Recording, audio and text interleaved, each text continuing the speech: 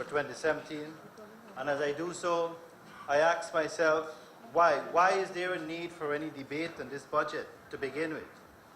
There has been national outrage and condemnation of this budget, and rightly so.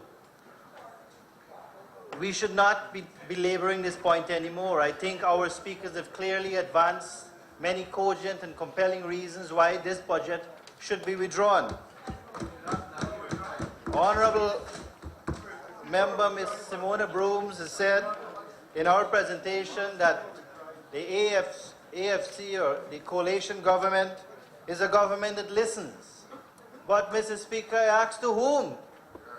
To whom? Civil society has spoken, the trade unions have spoken, financial analysts, economists, everybody, all and sundry have spoken, or all, it seems, would be ignored. Everyone would be ignored, including the opposition benches. This government believes that it has all of the answers. It does so believe, Mr. Speaker. And it is prepared to ignore the advice of the PPPC members sitting on this side of the House, who collectively have over 100 years of experience in running a country and managing its affairs.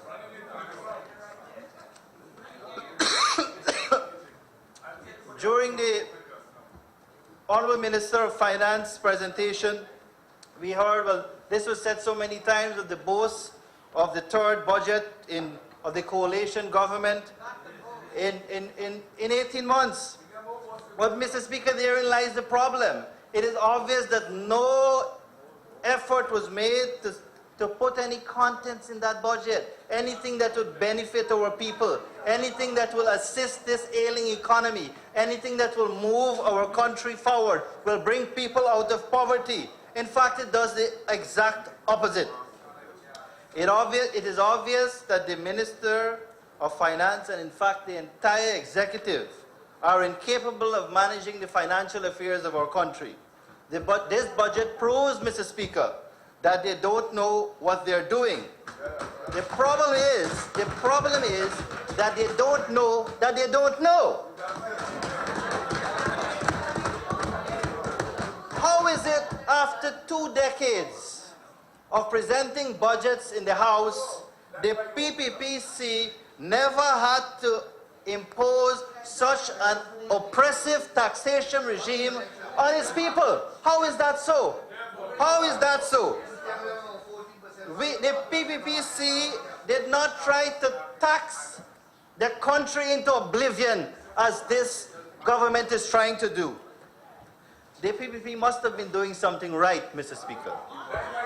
But now, something is dreadfully wrong. Dreadfully wrong. Last year, I stood here, right here in this House, when the Honorable Minister said that he projected 4.4% growth, and I said in my speech last year that that was a myth. Are we to expect that this budget would deliver the projected growth in GDP of 3.8%? That is wishful thinking. That simply would not happen. That cannot happen with the measures we see therein. It is evident that they are incapable of coming up with a plan to run our country, and much less an economic plan that will take us into the future. They are running us into the ground.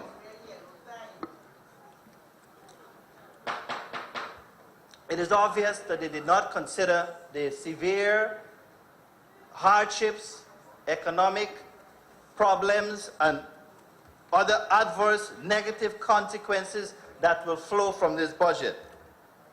I join the call of my colleagues on this side to ask that the budget be withdrawn. Withdraw. Come back again, Minister of Finance, in 3 months. Use the time to craft a proper budget.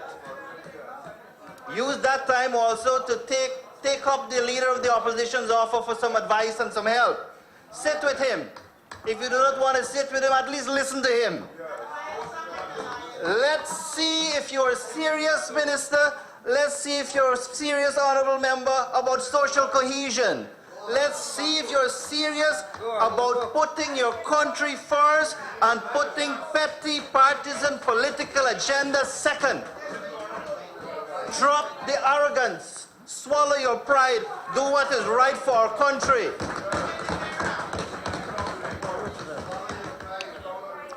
Now, whilst that this budget is being taken to Princess Street, I strongly recommend that the AFC Abdu manifesto, 2015 manifesto, be taken there also and be burnt.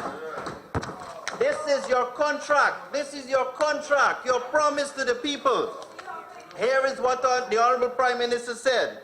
Whilst we need to reform the value-added tax, we propose to restructure the tax recovery system, not to impose or oppress wage earners. Has this budget done that? Yes. Has this budget done that, Mr. Speaker? In the manifesto also, under the heading of taxation, this is what it says. The present tax system is highly inequitable and unjust. The overall tax burden in Guyana is considerable. The ratio of central government revenue to GDP is the highest in the Caribbean. Well, after this budget, it will be the highest in the world. Mr. Speaker, it will be remiss of me if I do not share with the House the comments of the Chambers of Commerce in Berbice, in particular, the Central Quarantine Chamber of Commerce. It was quoted in Monday, December 5th, Times newspaper, page 9. The heading is, Guyanese, it seems, are destined to remain in poverty. According to the Chamber of Commerce, one item that has jumped out at us, and one which we have found to be totally reprehensible, is the imposition of VAT on electricity and water. This is the real sleight of hand operation by the minister, reducing VAT by 2% and then coming through the back door and poking it back at us. We are calling on this measure to be withdrawn immediately. The VAT measures in the budget are a three-card trick, Mr. Speaker, thinking that our people would be fooled again. I also have a message from a number of AFC supporters from Berbice for the leaders of the AFC in the House, the Honorable Prime Minister Nagamutu and the Honorable Minister of Social Security, Mr. Ramjatan. They are asking that you come to Berbice and explain to them. They are asking that you come to Women Number 47 Village and explain to them. Honourable members, I'm reminding you, still the two front benches, you're disrupting the work of the House. Please contain yourselves. Thank you for your protection, Mr. Speaker. They are asking that you come to them and explain to them how 14% VAT on electricity, 14% VAT on water, 14% VAT on internet and telephone services, or social media services, would be of benefit to them.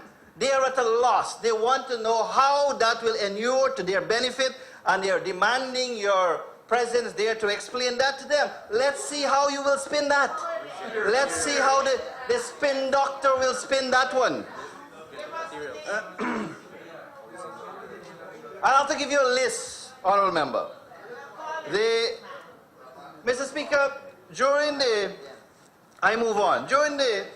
consultation of the estimates for the constitutional agencies, we heard, or some of us learned of this concept of fiscal space, or lack of fiscal space, which was used as the reason to cut the budgets of those agencies. But how is it, Mr. Speaker, when it comes to spending on themselves, the executive enormous salary increases, squandermania and Durban Park, inauguration ceremonies and balls and dances and whatever.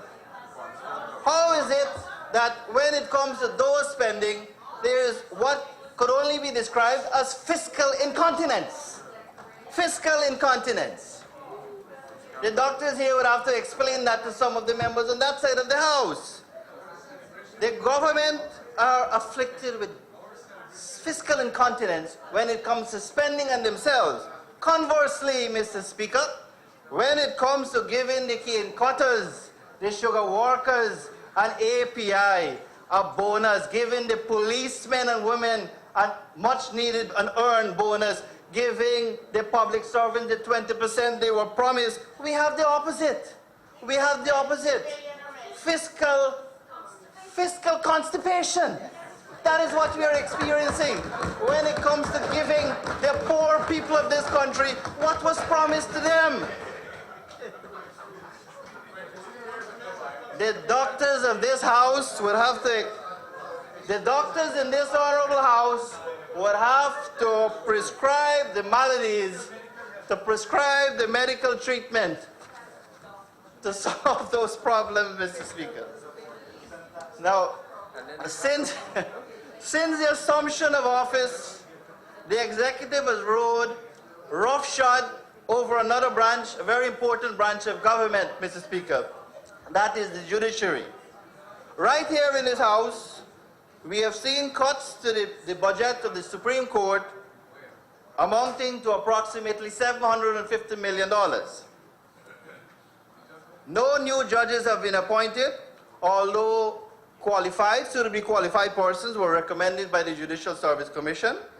This is having a serious impact on the delivery, timely delivery of justice to our people and dealing with the backlog. A family court was built under the PPPC, commissioned by this administration, has absorbed two judges full-time. This is putting additional burden on our judiciary. We have witnessed, instead, from the executive, a full frontal assault on the judiciary, where they're calling the head of the judiciary a dictator. A dictator. No one works harder than our judges, and after 3 weeks, no one works harder than our judges in this country and our magistrates. After 3 weeks in office, the executive saw it fit to give themselves a 50+% salary increase. After 19 months in office, Mr. Speaker, do you know what our judges got? 1%. 1%, one miserly percent. 1%. This is discriminatory. This is discriminatory. It is wrong. What have the executive done to merit an increase? How can the judiciary be given a 1%, and how can that be justified? Shameful. Shameful. Surely, Mr. Speaker, hundreds of millions can be spent on a white elephant like the Durban Park project. Monies should be found to pay our judges. But do more than that. Provide them with legal research assistance as they need, as is done in Trinidad and elsewhere in the Caribbean. They also need medical insurance, Mr. Speaker. They also need medical insurance. This medical insurance was on the cards. It was about to happen under the PPC. But under this I don't care AFC, APNU, executive, it has fallen off. It's no longer important. It is not a priority. Mr. Speaker, we must realize that in our system of checks and balances, it is the judiciary, our judges in particular, who are the guardians of our democracy, who are the upholders of the supreme law, our Constitution. It is they who will protect us, protect the citizens of this country, of this beautiful country of ours, against the excesses of an executive government that is bent on doing that. We saw that recently. The courts had to intervene in the Cavill Duncan matter. The courts had to intervene in the Core Holmes matter. There are many more cases pending, and there are many more decisions that have already been given. This is not the time to starve the judiciary resources and to, in any way, undermine their independence. The independence of the judiciary must be safeguarded. Mr. Speaker, this brings me to one measure in the budget. So speaking directly to the Honourable Minister's budget presentation, page 82. Persons leaving Guyana with tax liabilities. It is proposed, the Honourable Minister is proposing that the provisions of Section 45 of the VAT Act be revised by deleting the proviso which allows for a court order to be obtained to enforce this provision. Meaning... Honourable Member, you'll be speaking for 15 minutes. Thank you, Mr. Speaker. Meaning, Mr. Speaker, that that this here removes this protection guaranteed to our citizens. Give the executive too much powers, give the taxman too much powers to prevent the citizen from leaving this country. If he decides by whatever flawed calculation that you owe taxes, it is draconian, it needs to be withdrawn also, Mr. Speaker. Mr. Speaker, I'll move quickly along to Gaisuku, Skeldon Estate in particular, sugar. I received a call this morning before coming here from a cane farmer. His query to me, Adrian, what is happening to sugar? What is happening to Skeldon Estate in particular? Are they going to close it?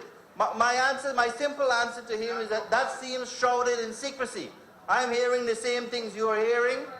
It will be closed, it will be sold, it will be privatized, it is a ticking time bomb.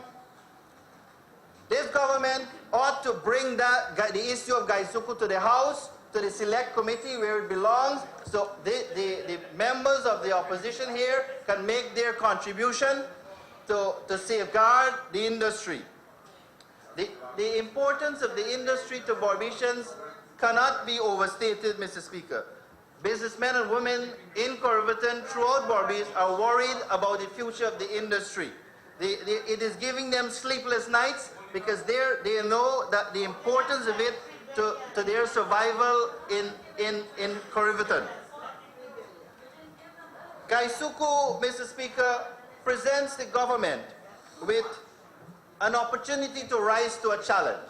The industry has issues, yes, you cannot gainsay that. The Skeldon Estate has issues, yes. But it presents an opportunity for you to rise to the occasion and to confront those challenges, meet them, and deliver on one of your campaign promises not to close any sugar industry. Not to close any sugar estate. It calls for creative and innovative thinking, but we are seeing the exact opposite. Skeldon Estate is being sabotaged, it seems. There's no more robust maintenance schedule. The estate manager is not even given the resources he needs to run the estate. If I give you two examples, Mr. Speaker, the estate needs a pond fleet of 900 ponds. It is given 500. How can he operate like that? How can he make his target? It needs 9 mechanical harvesters. This government is giving them 6 or 4.5. So they're setting up the industry for failure.